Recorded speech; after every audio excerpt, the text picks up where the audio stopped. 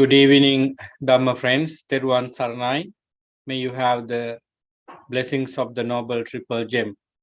Today is February 12th, which is Saturday night. We are going to begin usual Sutta study class for today. With a wholesome thought in mind, I welcome you all, those friends join with the Zoom conference meeting and also through YouTube and also live stream. It is a pleasure to be with you today to study the Sutta that we selected a few weeks ago.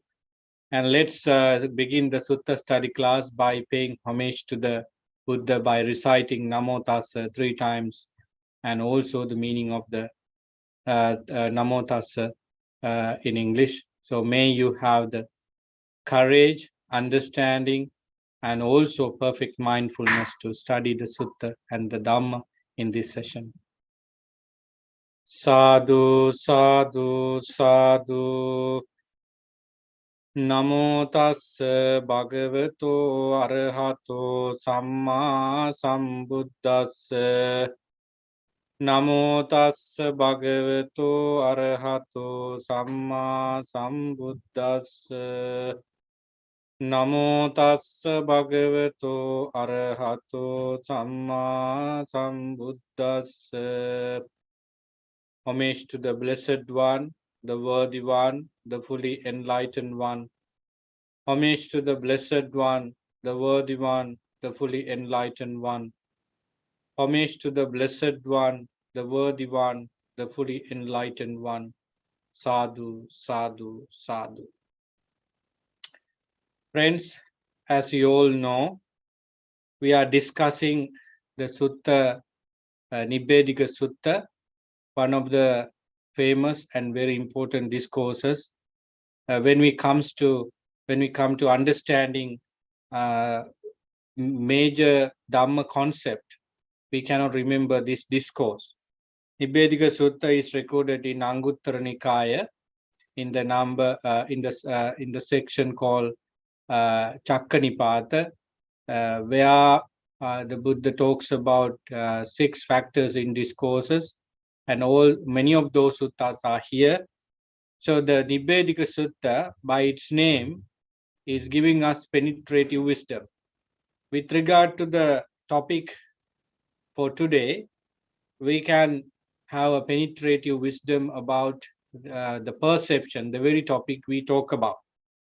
Perception, with its definition, is a very complicated subject for some people. But when you look at the Sutta references, you can see that it could be understood easily, in my view, so that we can understand what function perception has in living beings, and with regard to the enlightenment, what and how we should understand the perception. So first of all, I would like to thank Dr. Pial for collecting the suttas that about perception, sanya, and shared with us ahead of time so that many people were able to look at it, at least those important statement of the perception in those suttas. Then I hope you had gone through those references and understood what perception or sanya is. If you have a perfect sanya with mindfulness, you would be able to understand what perception is. That is a kind of nice statement. If you have vinyana, usually in normal conversation, I don't know whether this is working with English, but in Sinhala language, if you do not have vinyana, you are not going to understand anything. And when people do not understand things, we call that you are lack of vinyana. And then perception, with regard to perception, we don't have it in a common language, but it is everywhere in our thinking and our behavior. So, but we cannot hear this sanya in normal conversation, but vijnana is always in normal conversation. Anyway, so let's get into the sutta. Nibbedika Sutta, as you see, is a very clear and very profound and well organized sutta to explain terms, and also the structure shows how wonderful the Dhamma is, and the way the Buddha explained Dhamma is also wonderful according to these type of discourses. Let me read the part of the Nibbedika Sutta where we address this particular perception. Perception should be known. The cause of perception also should be known. The diversity of perception are the other things we should know. Then the results of perception, the fourth one, and the fifth one is the cessation of perception, and the sixth one is path of practice for the cessation of perception. These are the six things we should know about perception. Perception itself should be defined and understood in order to go forward. What is perception? For this, I think we can do many things. The sutta references you got as that explanation very clearly. What is perception? Perception is a form of knowledge, basically, right? With regard to what we have already read, it refers to the perception or perception of understanding some attributes and characteristic of something. According to according to sutta references, we understand the shape of something we see here, and color, and for example, we come to know that object is green, red, white, and black, and no color, and so forth. And sometimes we have different distinguishes on perception. Sometimes we understand that this is good and this is bad, and this is pleasant, this is unpleasant. So in that kind of analysis or understanding, perception is doing a part with regard to this conclusion. Therefore, perception relies on something encounters, something we meet through senses. If I give an example, and also if I compare this sanya towards vijnana and panya, the better understanding come, and we'll do that in order to understand what perception is. Basically, perception is a kind of recognition or kind of identification, because when you see something, oh, it's white. When you see a person, oh, it's a tall person, it's a short person, it's a person, it's a dog, an elephant.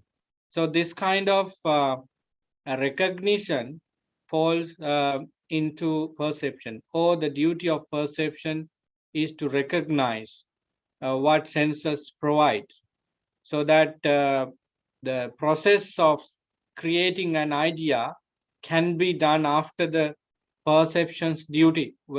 And perception is therefore a widespread relinking unit, part of the unit in the process of thinking. We will go to those suttas where perception has been done a major role. If I mention those suttas for your understanding, you would somehow get them while the discussion is going on. Madhupindika Sutta, and it is in the list also. Then in that discourse, perception is been doing a major role with regard to continuing this existence. And we have quoted there, Mahavedala Sutta, where Venerable Sariputta explained what perception is, and also perception is understood there or discussed there with the participation of Vijnana and Panya. And then other suttas that I can tell you now with my memory is Sanya Sutta, and then Sattattana Sutta.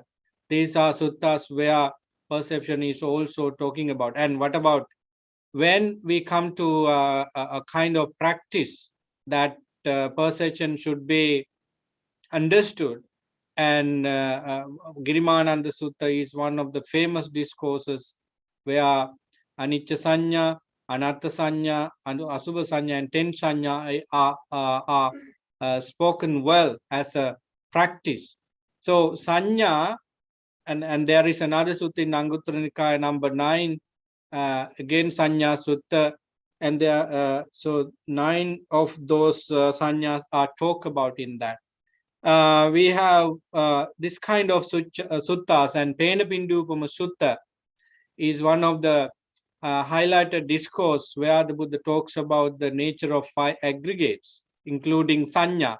So when you read these discourses with some assistance of someone who knows about them, you would understand perception particularly, and also other aspects that we should know. So perception, as I said, it has many implications. Basically, as I said, understanding differences of something is being done because of perception. When you perceive, you are at the same time feeling it as pleasant and unpleasant and neutral. And this process of perception to feel something, consciousness has been doing another important part. So basically perception is that we perceive with characteristic of what we experience, what we smell, what we taste, what we think, and what we sing, what we see, what we hear. So that is the very simple definition for perception, but if you read those lines of discourses, you can get more. And I just want to get into the comparison of perception with regard to Sati, because in the Theravada tradition, we have this discussion that perception is called recognition of something, like oh, this is Buddha. You recognize the Buddha from the other monks, or this is my mother's photo.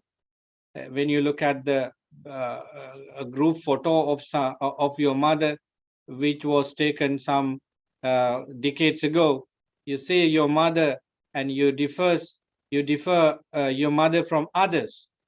And then you see one brick of the whole line of bricks is not in order, so you recognize that unorderly bricks out of many.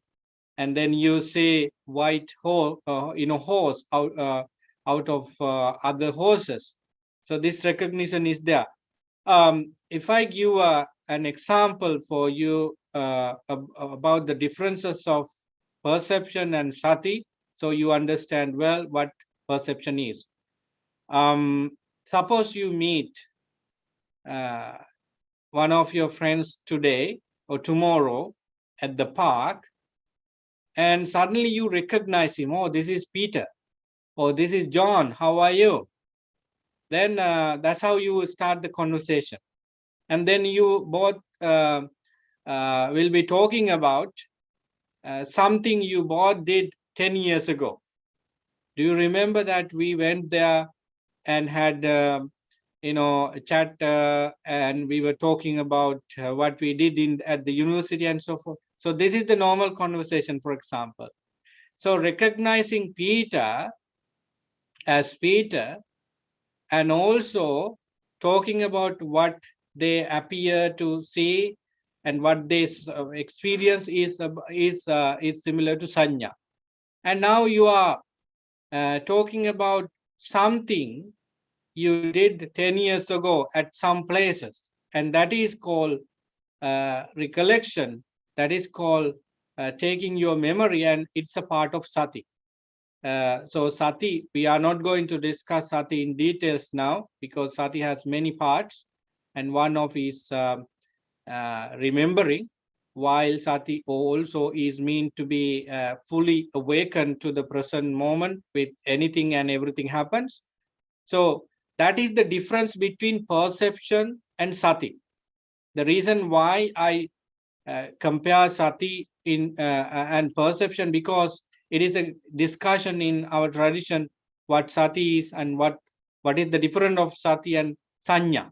Sanya is when the Buddha is having that knowledge, kubbe nivasānusati and chutupapāta, which means he was looking at of his own past from birth to birth, and then also other beings. He said that I came to know that I was born there with such a clan, in such a clan, with such a name, and so forth. So with the participation of memory, he was again doing addressing perception. He recognized where he was and what name he had, and so forth. So basically, their perception is naming, labeling, and recognizing those elements and aggregates, and what consciousness create with a name is perception. Then we go to compare perception with consciousness and also Vijnana and wisdom. It is a discussion between Venerable Sariputta and Mahakotita in Mahavedala Sutta. It is also interesting because perception is doing such a great job for the purpose of developing wisdom. In the commentary, it is said this story that we give a coin to a baby, kid, or small boy or girl. The small kid doesn't know what this coin means, but he or she can put it into the mouth and throw it to the sky and play with that. That's all the baby knows about the coin, and that's all the baby does with the coin. But when this same coin is given to an adult, he or she knows the value of it. What kind of things I can do with the coin? I can buy certain things with this coin, and I can do such. I can buy food. I can buy a drink. Such values are there in the adult's mind with the coin. But when we give this coin to someone who knows about the material of the coin and value of the coin, and perhaps this is an accountant, perhaps this is a scientist of what on that field, he knows how it is made and where it is made and what kind of material we should have to make a coin, and so many information are there in that in the knowledge of third person about the coin. So this is the example given by the commentary to show the differences of perception and vijnana and also wisdom. So with regard to perception, with regard to perception, this is the example given by the given by the commentary, and the kid and the adults, and also the one who knows better about the material. So the perception is something like recognizing things, and vijnana is also little bit advanced. So because with Vijnana we can identify certain things and does something. Vijnana is compared to the adults' ability to know about the coin's validity and importance of it. And wisdom is compared to the particular person who knows about the construction or the nature or the value of the coin and how it is made. And when it comes to perception, perception is only touching it and doing such things. But it is very interesting to know that wisdom stand in opposition of ignorance. The very opposition of wisdom is avidya. We call it moha, ignorance, and misunderstanding. Whereas perception, sanya, and consciousness are not contrasted with delusion. Vijnana and perception are not opponents of ignorance or avidya. Perception or sanya and vijnana therefore may fall into prey of ignorance. In other words, ignorance can take perception and sanya and consciousness vijnana as a victim, so that they are not very stable, they are confused. Perception and vijnana could be always confused and deluded by ignorance. But wisdom assists here to rectify both perception and vijnana. Perception, sanya and vijnana consciousness. So these are some of the things we all should know with regard when we understand perception. So perception is feeble in the sense of practicing the Dhamma, because perception could be easily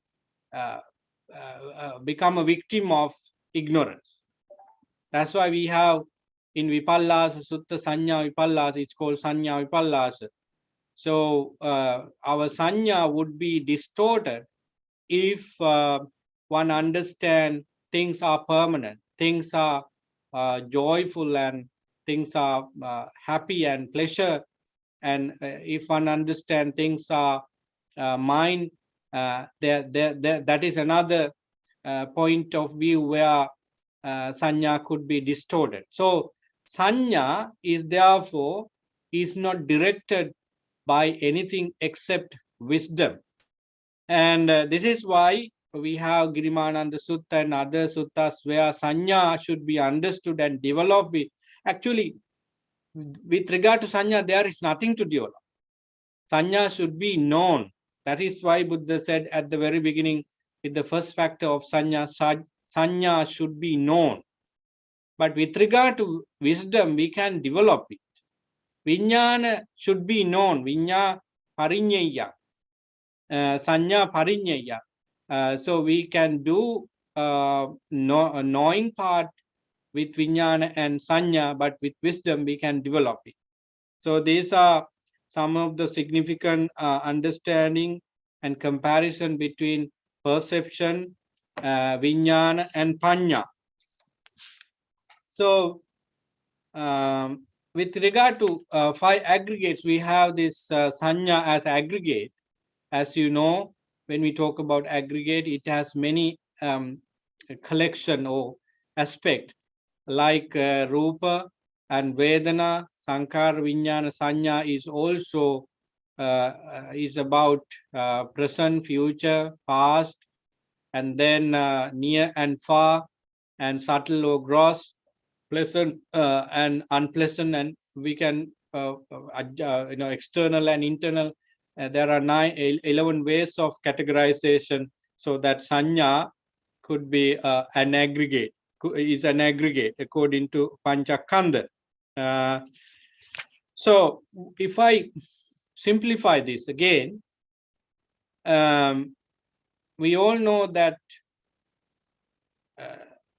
things are made by four great elements.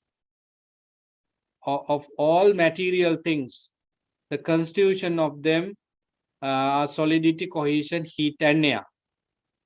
Living beings see them, hear about them, and taste, smell, touch, and all these five doors are open to experience those material things made by four great elements.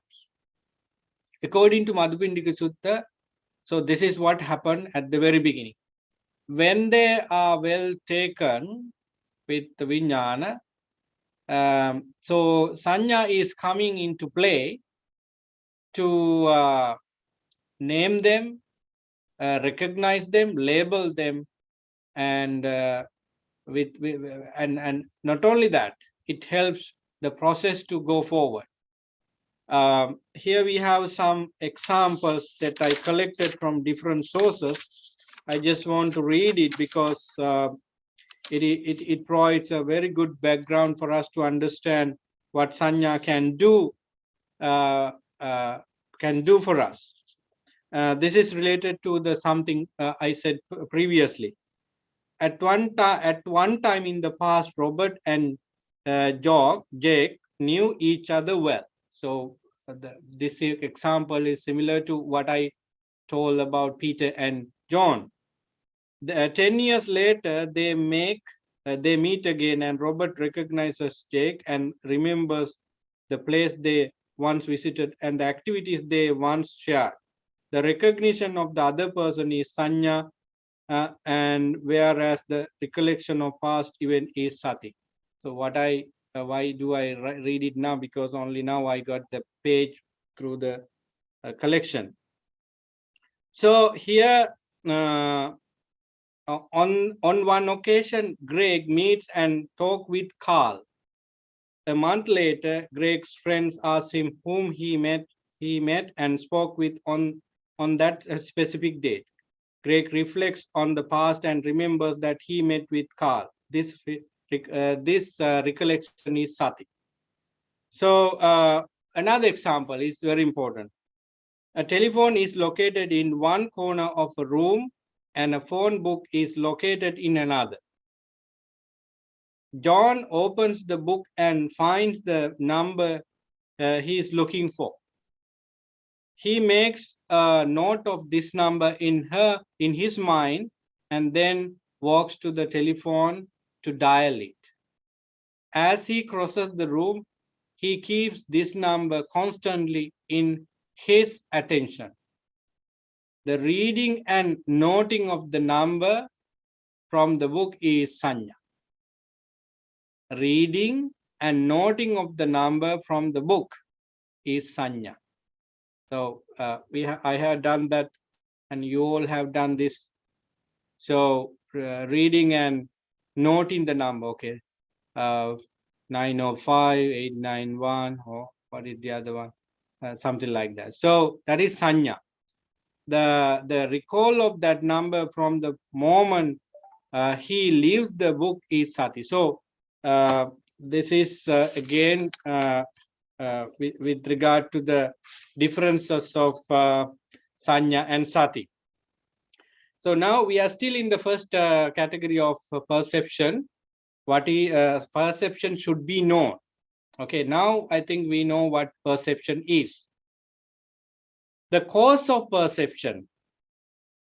The cause of perception is also discussed earlier. The cause of feeling is contact, and the same thing is found here. What is the cause of perception? Contact is the cause of perception. Do you see that feeling and perception, Vedana and Sanya, are put together in the Dhamma, in the entire Dhamma? We cannot separate them, because as soon as you feel, you recognize, or as soon as you perceive, you feel it. So it happens in both ways. It means that we cannot pinpoint that this arises first. And actually, when it is the way it is said in the Dhamma, Vedana Sanya, that's how we mention it in the discourses. Sometimes Sanya Vedana, but with regard to 5 names, we say Vedana Sanya. So anyway, they are interrelated, rise together and inseparable, so that we can find Sanya perception with feeling always in discourses. This is why we have Sanya Vedaita Nirodha. There, when one attains to the highest Cheto Vimutti or the Samadhi, one stop Sanya Vedana, one stop feeling of perception. Sanya Vedaita Nirodha. The problem we have in our life as mundane or Arya disciples or the noble disciple, we enjoy or we feel the perception. For example, we see a beautiful flower and we are going to enjoy that beauty of the flower. We are feeling that the beauty of the flower. It means that feeling is about the perception. So when one attains to the highest absorption or samadhi, he or she stops this function of feeling with regard to perception. In other words, the relationship between the feeling and perception is well broken when one attains to Sanya Vedaita Nirodha. So that is how we understand the interrelationship between Vedana and Sanya. So what is the origin of perception? Origins is contact, same as feeling, Vedana. What is the diversity of perception? Perception with regard to form is one thing, and perception with regard to sound is another. Perception with regard to smell is another. Perception with regard to flavor is another. Perception with regard to the tactile sensation is another. Perception with regard to ideas is another. This is called the diversity of perception. So when we understand perception as it is, we call perception of form, perception of sound, Rupa Sanya, Sabda Sanya, Gandhara Sanya, Rasa Sanya, Pottabha Sanya, Dhamma Sanya. According to the senses, we have different perception, like Chakku Vijnana, eye consciousness, and so forth. We have perception of form, perception of sound. So with regard to this categorization, the diversity is also like that. The perception of form is when it compares, perception of form is totally different from perception of hearing, right? In other words, we see some colors and shape and everything, and we keep those labels in mind. For example, the Jayasri Mabodhi or the Ruangvali Stupa. Now they have in our mind as images or Rupa Sanya. Then how do we recognize type of music that is come through ears? So again, we have that form in our mind with regard to that music. Suppose the singer's image, and also drums and all these musical instruments, guitar, piano, they are coming to our mind with the sound. That is a total different thing. And with regard to taste, you may remember an ice cream and a chocolate, particular chocolate factory, and the one who eats in the advertisement. So with taste, we create form again. That is why Buddha said, Patigang Rupa Sanyacha. the problem of this world is the Rupa Sanya, the perception of form and perception of sound, and everything create kind of Rupa there. So in the 5 aggregates of clinging, Rupa is created through senses, and the duty of consciousness of Vijnana is seeing those pictures, colors, shapes, and things like that. And with feeling, Vedana, perception come into play there to fully differentiate and feel them. In other words, perception is saying that this is better than this and enjoy this. And okay, this is not good, so leave it and enjoy this one. So tasting of bitter and pleasure and in between is decided by the perception there. So that's why, because when ignorance is playing behind the scene, related to this process of creating ideas, perception and feeling could be doing something wrong for the peace of mind, because it creates enjoy this, no, reject this, don't take it, take this one. So that kind of role play is also there with the perception. So diversity of perception is such that with regard to form, sound, taste, smell, and touch, and also think, ideas, it differs. What is the results of perception? Vipaka, sanya vipaka. Perception has expression as it results, I tell you. However, a person perceives something, that is how he expresses it. I have this sort of perception. This is called the results of perception. I like to take the Pali version. This is how it is said. Katamocha bhikkave sanyanang vipako oharve pakkang bhikkave sanyang vadami yata yatanang sanjanati tata tatanang voharati. As the way you perceive, you are going to experience it. For example, all of us go to a fruit stall and we all buy mango. The same mango would be tasty for me and I'm speaking about it. Oh, this mango is really good. But some of you eat the same mango and say that, oh, it's bitter. I don't feel that taste, Bante. So then you are talking about as you experience. And somebody else eat the same mango and he would say that what both of you are saying is not true.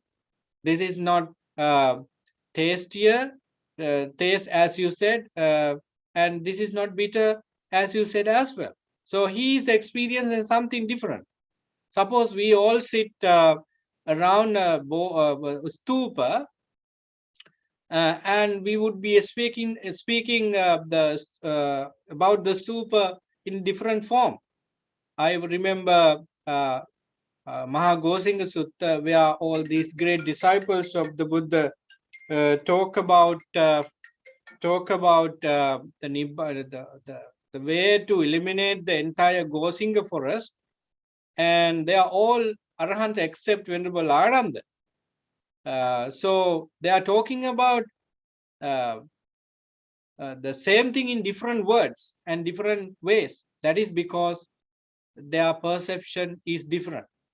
So from person to person, from society to society, from country to country, depending on the way people and the society perceive things, the same thing would be different. That is why we humans talk about the global warming in different form. Corona is in that way we can understand that perception. When we talk about the sanya vipaka or sanya vematata, the results or the nature of perception differs from personal experiences, right? So we cannot expect even the very friendly, very intimate husband and wife would be speaking the same thing. Husband and wife speaking the same thing. Suppose mother and father has a very good son or daughter. Despite their close relationship, they are totally individuals, so that how they experience and say something would be different. So that is about results of perception. Now we go to the next section of perception. What is the cessation of perception? All the time when we comes to rising or origin and cessation, we find the same thing has to be done. If you understand how things origin, and you can understand the cessation of that as well. With regard to Four Noble Truths, dukkha, the origin of dukkha is rising of tanha. In other words, dukkha samudaya is nothing but craving. And if you want to stop or cease suffering or dukkha, you have to deal with the rising of dukkha. Similarly, the cessation of perception is done when you worked on the contact. That is the origin of perception. Let me read this part. The cessation of perception. From the cessation of contact is the cessation of perception. Right? So that is how we work with the cessation of perception. And what is the path for this cessation of perception?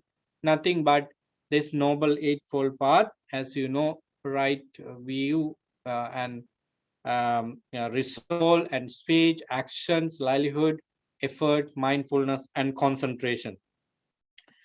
Now we know the six subsection of perception. What is perception is the first one, and then the cause of perception, and the diversity of perception, and the results of perception, and the cessation, and the path of practice for the cessation of perception. Take this perception into your mind and sit and think over and over. What is this? What is this? And how do we understand this? Not only with perception, even the feeling we discuss, even the karma we discuss, and there are three more to cover in this discourse. Each factor should be taken into consideration and keep thinking about it. Then only you can digest the essence of those six things well. So perception, okay, what is the perception? What is the cause of perception?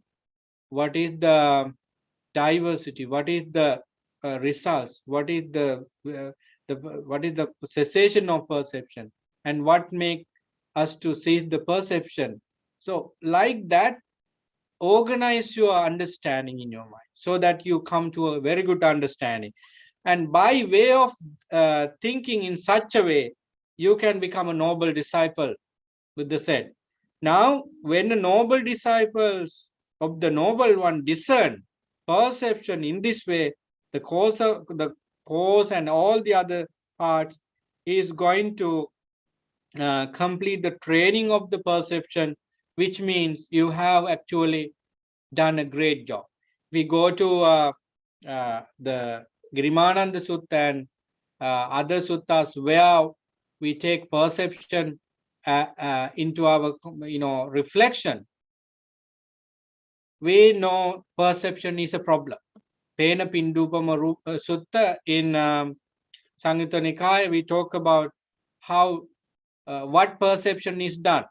Pena Pindupamarang Rupang Vedana Bubbulupama Marichikupama Sanya. Perception is compared to a mirage. Mirage is an illusion. It is not truly happening. It is not something happened truly. If you go to the road, highway, or carpeted road on a sunny day, you might see water on the road, maybe 50 or 75 or 100 feet away or meters away. So you know what it is. But what exactly show us is just like water. Some animals in the desert would be deceived by this mirage and they run faster thinking that, assuming that it is water. So that is called mirage. And the perception deceive us. Perception does nothing but showing us things to attach, things to crave for. Therefore, Buddha asks us to take this perception in the aggregates with wisdom, that this is a mirage. Don't become a victim of it, and understand that perception, sanya, is impermanent. You see how sanya is going to arise when senses meet sensory experiences, eye consciousness, ear consciousness, and other consciousness, depending on the way the way you use your senses. There are particular consciousness, and then tinnang sangati passo. After contact, we know that feeling and perception arise together. So what you have in sensory experiences, you are going to take it as right, as true, as legitimate, as justifiable. So then if wisdom is not playing a big role there, what you feel, what you perceive is well taken as pleasant, unpleasant, and neutral and mine, and we have been in the knot, in the problem already. So when wisdom come into play, what we need to understand is perception is impermanent. Perception come into play like this with causes and conditions. So what then mind creates under the basis of perception is wrong, is not true, is something made up of. So that perception is well understood, and wisdom is governing not only perception but also feeling, so that there is no chance for wisdom to guide perception. So basically, what we do with this practice is that all these sanya, signaling, labeling, are understood as only labeling, only recognition, and so forth. So in Mulapariyaya Sutta, we have a very profound account what and how people pursue from the very average persons to the Buddha, how average person pursue things and what he or she does after that. And when the noble Seka person, which means the one who has already entered into the order, and also then the Arahants and also the Buddha. So when we come to these four types of people, living beings, we see how they handle the perception. If you do not know what perception is, you definitely do not do anything with the perception, because you do not know. But when you know what perception is, you can pursue anything and everything as you want. In one conversation of Venerable Sariputta, he with Venerable Ananda, as I remember, Venerable Sariputta says that the Arahants can pursue things, unpleasant things as pleasant things, and pleasant things as unpleasant things, both pleasant and unpleasant things as pleasant, both pleasant and unpleasant things as unpleasant things. So Arahants can do that. For example, let's take a wood, huge wood, and the Arahants can see the beauty of it and admire it and take it as a pleasant object. And he also can take it as unpleasant object. And neither pleasant nor unpleasant object as well. Because Arahant's mind has gone beyond this perception and develops skills to handle perception. So if we come to five aggregates, again, we deal with the attachment part of perception.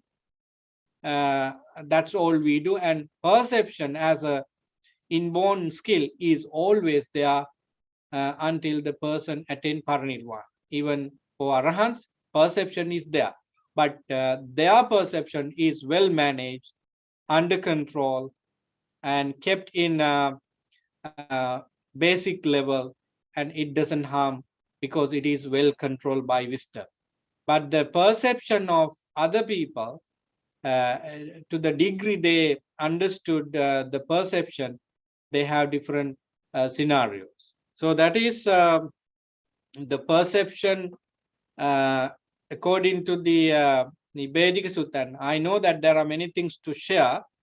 If you read the Sutta references as done by Dr. Pial and shared with you, you can discuss many things about it. But basically, perception is such that one should understand with regard to the practice, and it is inseparable with feeling, and it is inseparable with consciousness, vijnana, and other factors related to it. But arising of perception happens together with those factors. So I just want you to talk now and have a discussion with regard to perception. I would think that our discussion give a light to the topic perception. So take your time, and if I did not mention anything significant about perception, you can fill those gaps as well, because many of you have read discourses with regard to perception. Any addition, any comments, any questions with regard to your practice? Anything is welcome.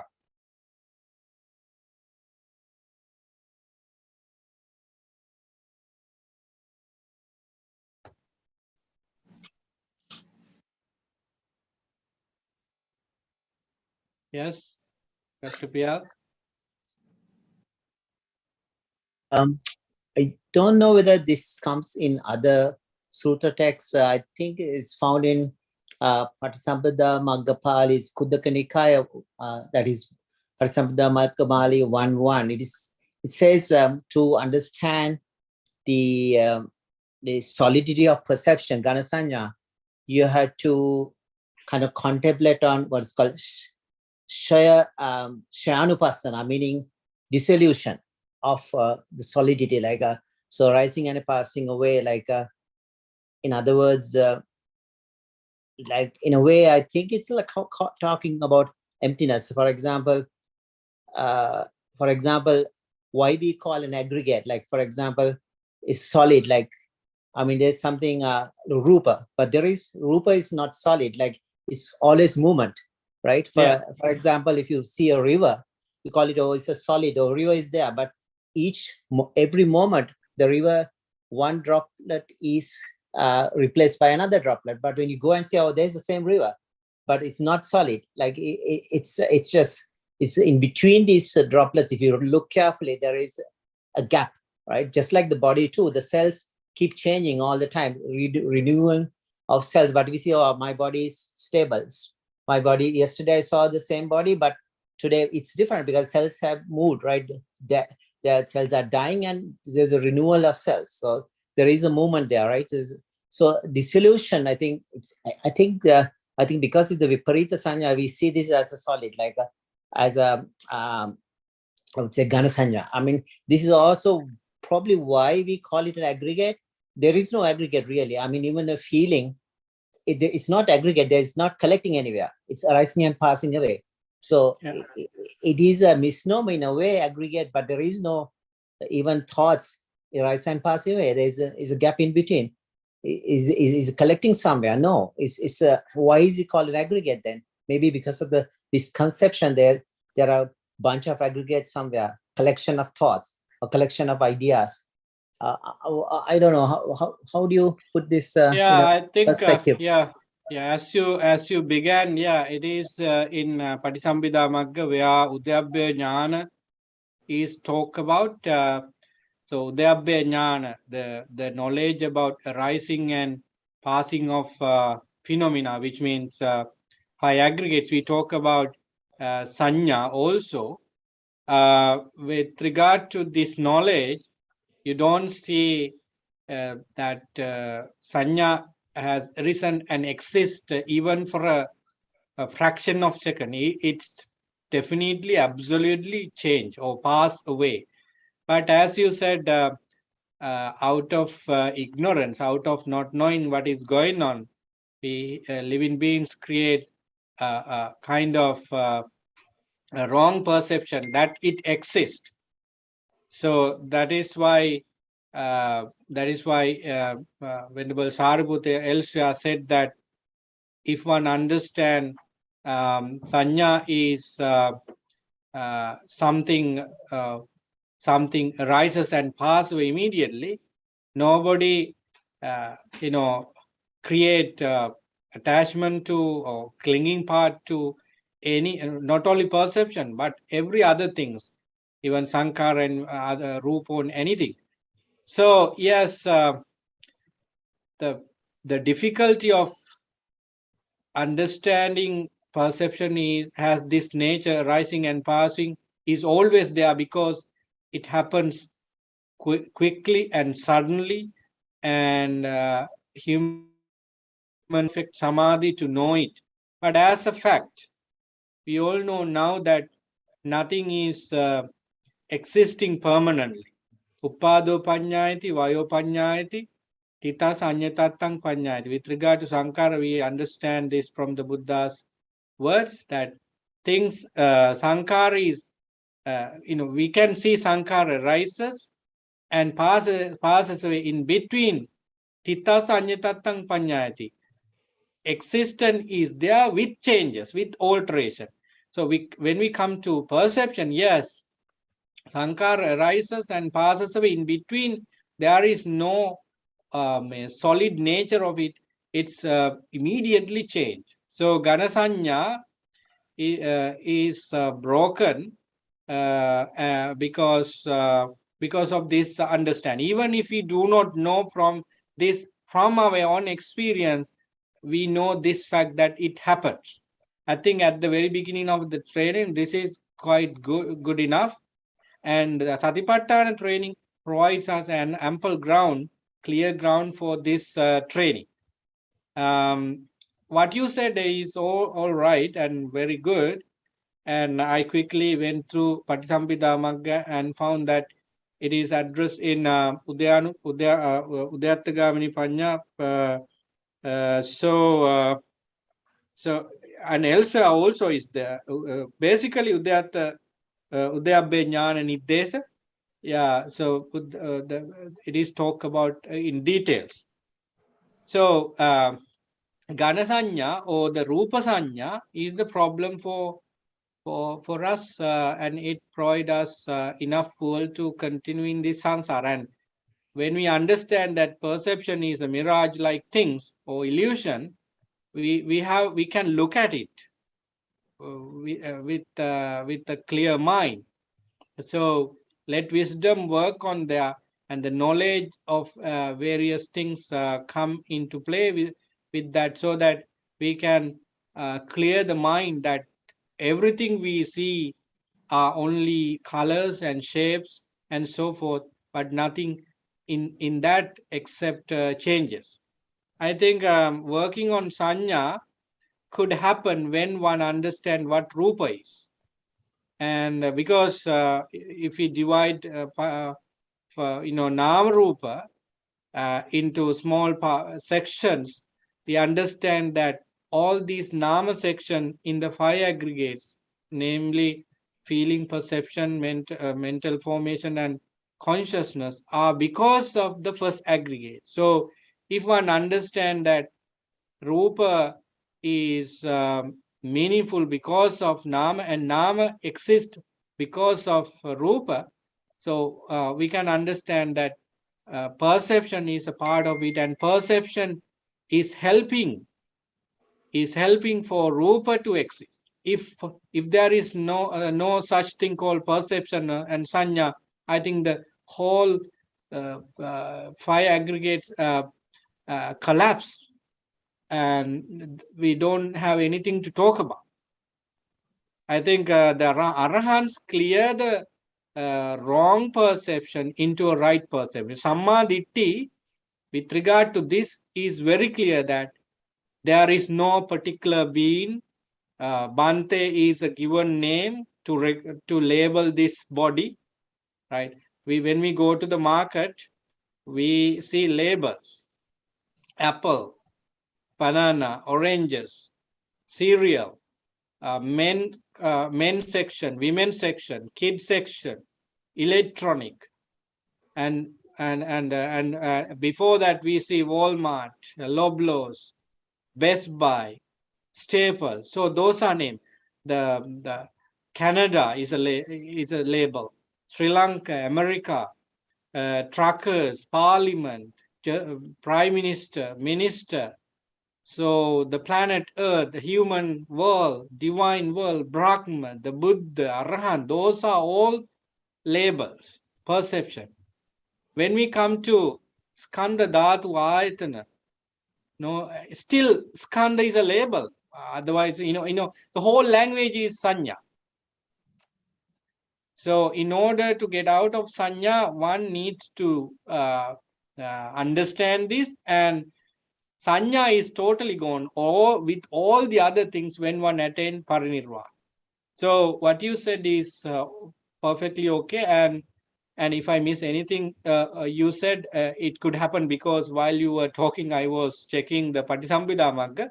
But what I got from your addition is that, yeah, it is true that Sanya is such that living beings take it as a whole, but with wisdom we can understand that there are many holes on that solid things. Why is aggregate is called an aggregate? I mean, there is no aggregate. Like, for example, right now what you spoke is kind of gone, right? It's somebody's thought process. It's not collecting somewhere as a like heap of sand or something. It's just arising and passing. Is it because of the misnomer people, because of the ignorance we call it aggregate? Like, actually there is no aggregate. I mean, our body, at least you can see it's an aggregate for at least temporary. You see something, oh, there is some, but they also put parts together, right? Buddha said it's like a bag full of different kind of seeds. Like if you take it out, different parts, like they put together and you call your body, right? Satipatthana Sutra talk about that, right? Or a butcher, having different parts, in to sell. So the parts put together and you call it a person or a body. At least you can see, but there's an aggregate there. But again, this is not a true aggregate, right? You know what I'm saying? I don't know. Like aggregate is explained as with the let's take Rupa Kanda. Why we say Skanda there is because we have Atita Anagata Vartamana, Olarika Sukuma, then Dure Avidure, and then Ajata Bahidha, and there are 11 ways of categorizing Rupa. And with regard to Vedana, Sanya, Sankara, Vijnana, we have these 11 ways. And if you look at what is the discourse, in many discourses where Anattalakkana Sutta and in Samyutta Nikaya where Skanda is talked about, this categorization is always there. So why we call it Skanda, aggregates, just because we are not talking about one particular Rupa, one particular Sanya, one particular Vedana, one particular Sankara. Sankara, Vedana, Sanya, Rupa, Vijnana could be depending on time, depending on nature, depending on the proximity, depending on where it is located, and so forth. For example, we talk about the time Corona begins, and we remember incident we happened, right? For example, you had a trip to go to the US, in April 2020. Yeah, but you didn't go and call and you talk to friends. So you now remember that incident. That is Atita Rupa, which is talk right now. And it could be a Vartamana Rupa also. And then you say that I will be going there when the time come, maybe in 2020 April. So then you are talking about something that you are going to do in the future, which is Anagata Rupa. And suppose you are looking at your friends in a through WhatsApp or through FaceTime. So now you feel that they are near to you, but basically they are you talk about something in Sri Lanka, it is far away from you, that Rupa. And then Ajjata Bahidda, and so you are talking about something in you, and you are talking about something in Siberia. So Rupa Kanda or Vedana Kanda, Sanya Kanda come into a particular word aggregate, come into existence in such a way. We are not only one type of Rupa, there are many Rupas. There are many type of feeling. There are many perception, depending on their nature, depending on their depending on the time they arise, depending on how we analyze and perceive it and made up of it. That's why we call aggregates. So even the Buddha has aggregate there. So Ananda, do you remember we went? What happened when we came here? Ananda, long time ago, there was that Buddha, and he sat on the same place. So he was talking about Atita Rupa right now, and suppose Buddha talk about the pain he had during his self-mortification. So he's talking about Atita Vedana. Ananda, I did not eat, I did not sleep, I did not went to bath at that time, and no one else in this universe experienced such a great pain. Now he's talking about Atita Vedana. So in each aggregate, even the Buddha and Arahants had all these aggregates. But that is what aggregate means. But at given moment, there is nothing there. Like there's no accumulate. There is what no you said is what you said is perfectly right. So even though we talk about the Atita Rupa and Anagata Rupa, Atita Vedana, Anagata Vedana, and so forth, they are all talking about right now. At the end, according to Bhaddekaratta Sutta, the past is gone. They are all memories in our mind. Atita Rupa are regarded as mental images right now. Everything is happening now. Like even the past you worry about, yes, thinking about is happening now. You worry about the future is happening now. So that's probably why we need to bring the mind to the present moment. So if it happens now, it's easy to handle. Otherwise, we think, oh, it happened in the past. I'm suffering because of that. But it's happening now because you recall those memories, and it's happening now. So if you bring it now, it's easy. Oh, you're making yourself suffer, right? Yeah.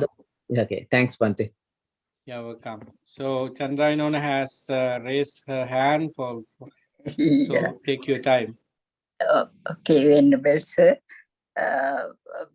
Actually, what I understand with my own personal experience, there's nothing wrong with the aggregates. We have to understand and not to hold them with the personality view or desire or with conceit or with avidya.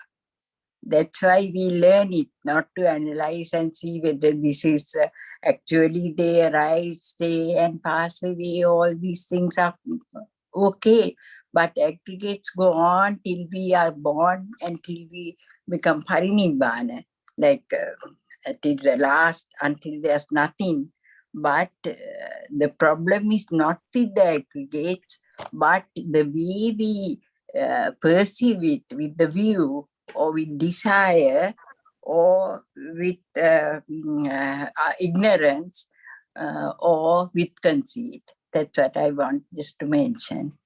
Thank you very much for your sharing. Yes, yeah, we are not worrying about aggregates.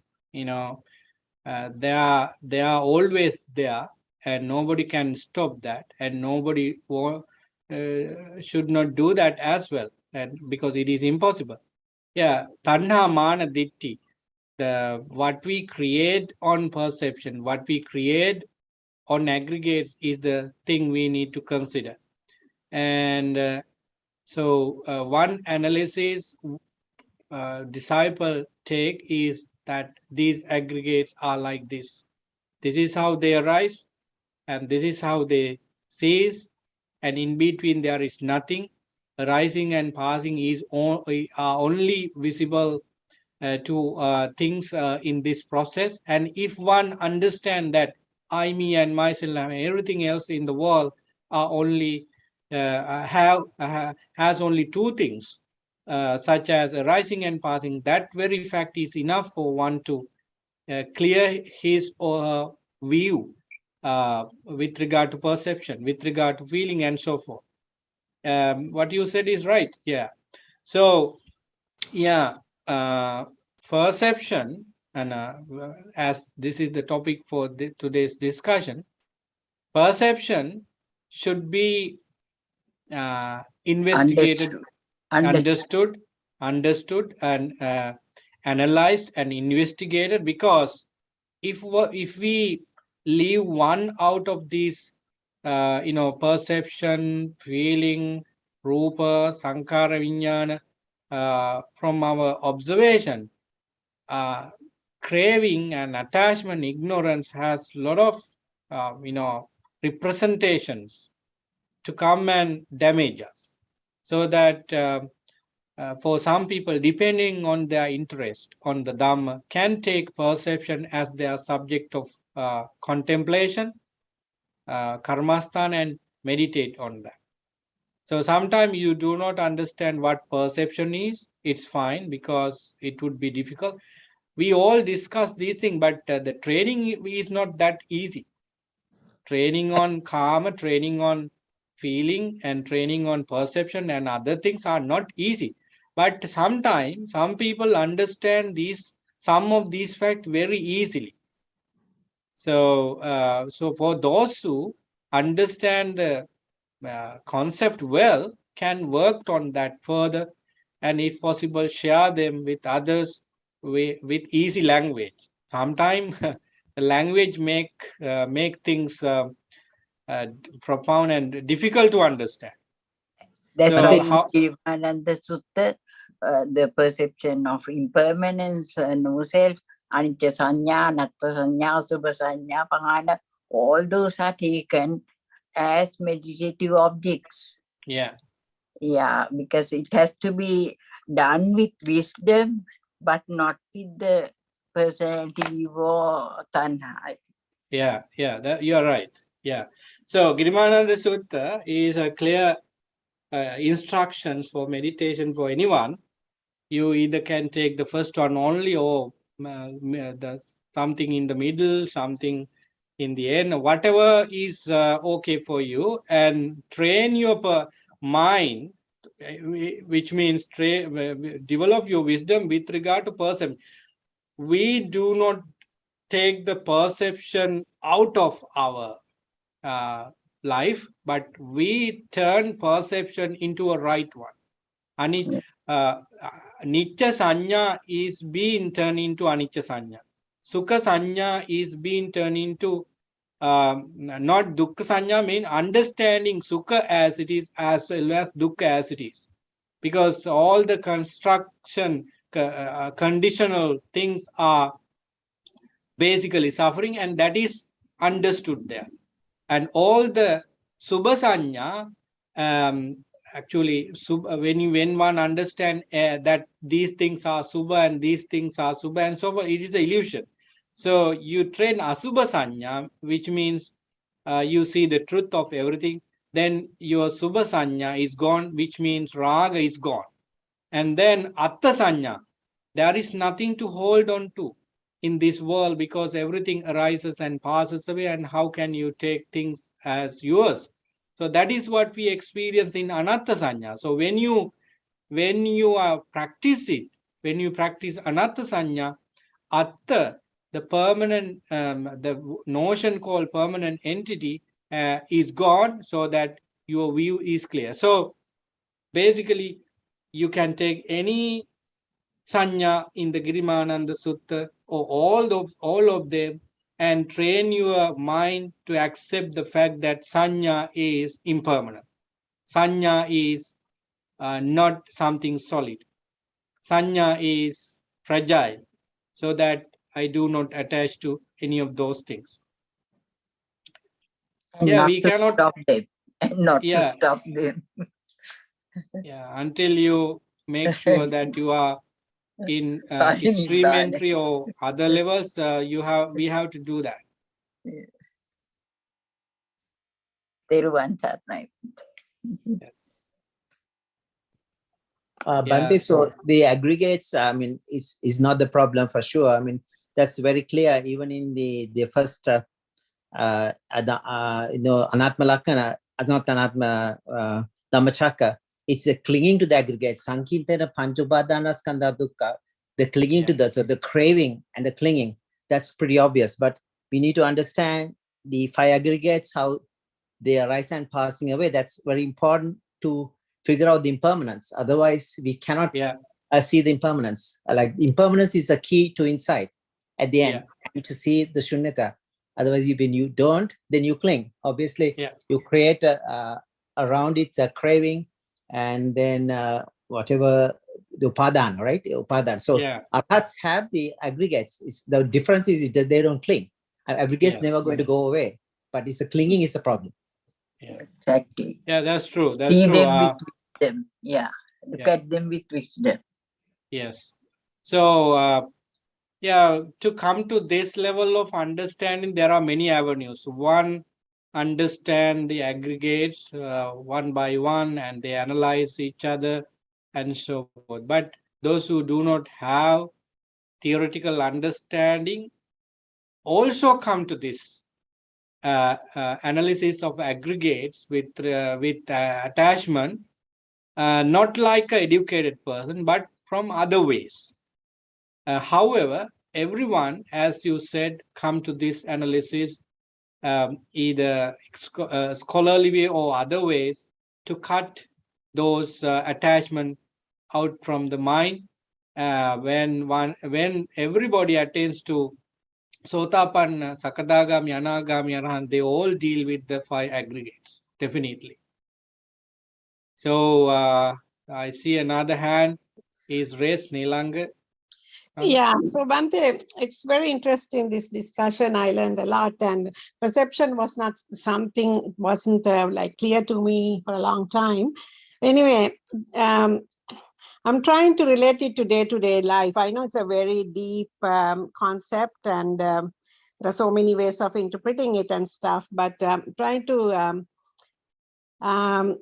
relate it to day-to-day life. As you said correctly, even a husband and wife or people in the same family can perceive the same thing in different ways.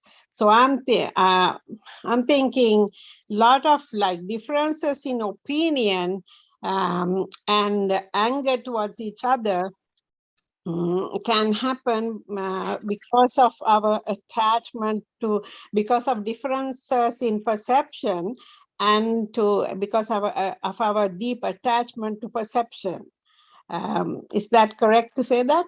Why not? It is there, yeah. What you said is truly right, accurate, and up to the point. Yeah, a lot of problems arise in our life because of not understanding what perception is. Because if you understand what perception is, you are wise, you are intelligent. And with regard to our normal conversation, you say something else and I say something else, totally different from what you say, and we are going to hold on to our views. And if we understand ahead of this discussion, conversation, we understand that there is something called sanya, and around that we have vijnana, panya, and all these things aggregates. So quickly, that particular understanding come to my mind that my view would be different, because I see this particular object or person or things from my own eyes, and I hear it from my own ears, and my ears are totally different from my husband, and the way he saw, way he heard it is also different from. So this mixture of various understanding come to a point to feel us that it is impossible for him to say something I say exactly in the same way.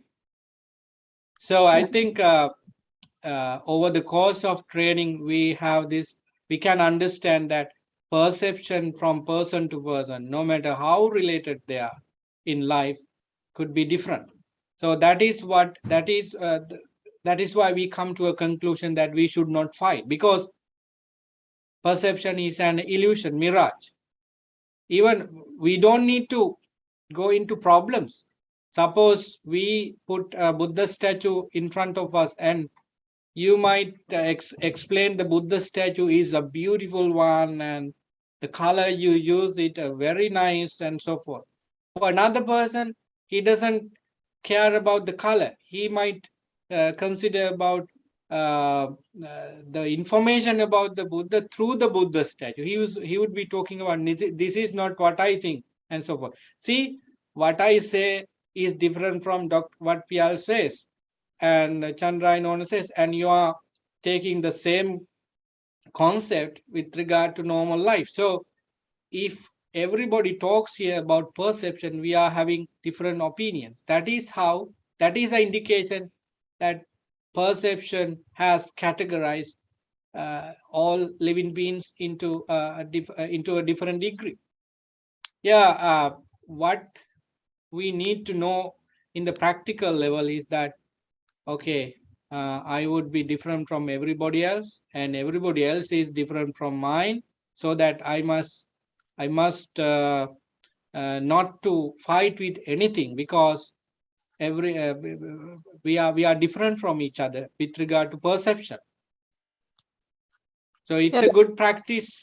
It's a good practice to go with in daily life, so that we can stop those confusion, problems, issues, fighting. Even to attachment is the problem in this world, because fighting is coming from because under the basis of attachment. Yes, our deep attachment that we are correct, and we stick to it, and we get so attached to it, right? Yes. Yeah. Thank you. Yes.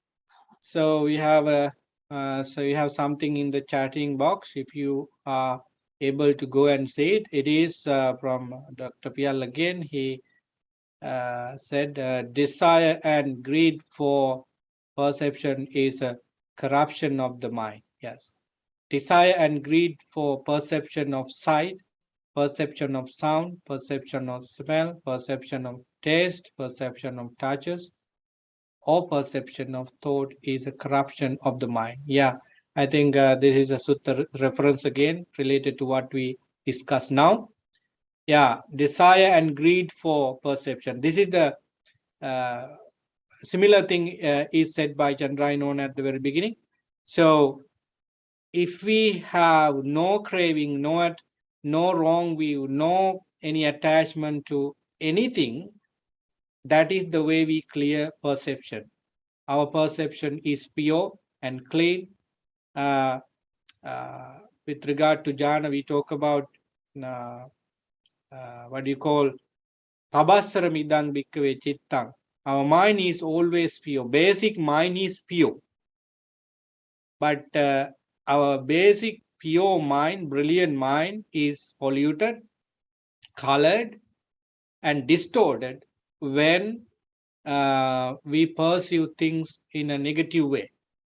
So in order to keep brilliant, pure, and peaceful, calm mind in the same way, into that degree, we need to understand how perception could deceive us and which way we get out of it. So thank you very much for the quotation and chatting here. And that is perception. So we'll work on that. Meditation to develop Sati, Samadhi, Panya, and other qualities provide us strength for understanding perception. Now perhaps you have book knowledge, theoretical knowledge. Perhaps you have worked on that immensely. Strengthen your practice to complete your training on perception based on your knowledge. And if there is anyone who doesn't know much about perception so far, just go on those suttas, analyses, and I found some interesting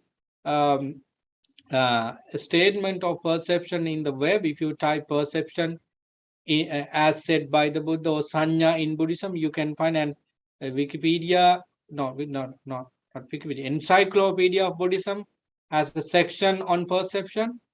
And one of the monks from Thai, Thai tradition called Payutto, Venerable Payutto, has written a wonderful book called Buddha Dhamma. It's huge.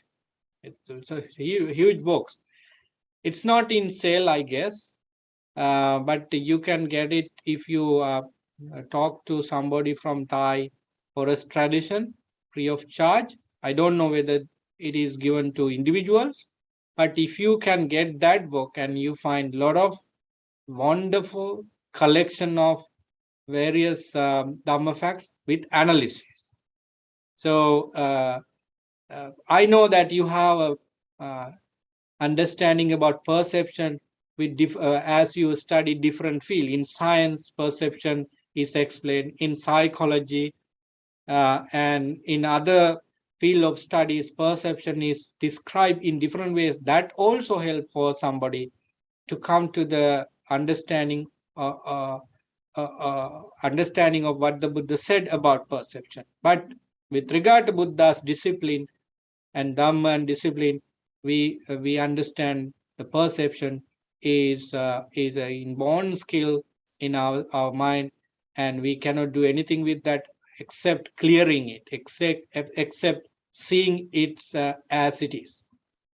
So if there is nothing to say after this, I would end today's discussion. It's 9:30 now. Next time, we'll take the next points of Nibbedika Sutta. And if you are able to work on that from tomorrow, it is appreciative. The next one of the Nibbedika Sutta is after perception is asava, another interesting discussion. So I think we can find information, and if Dr. Piallo, anyone else can go to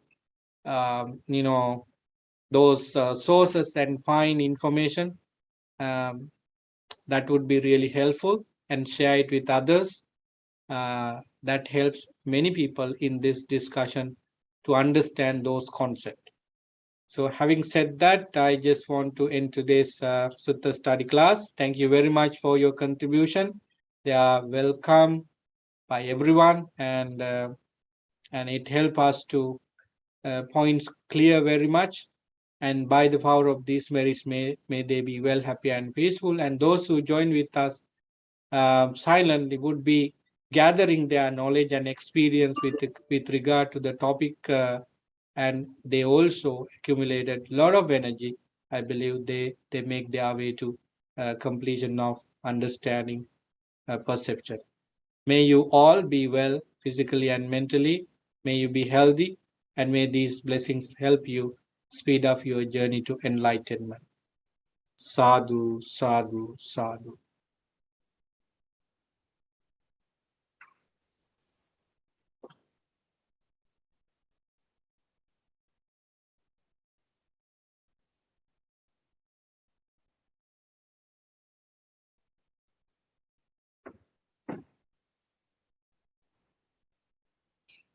Everyone,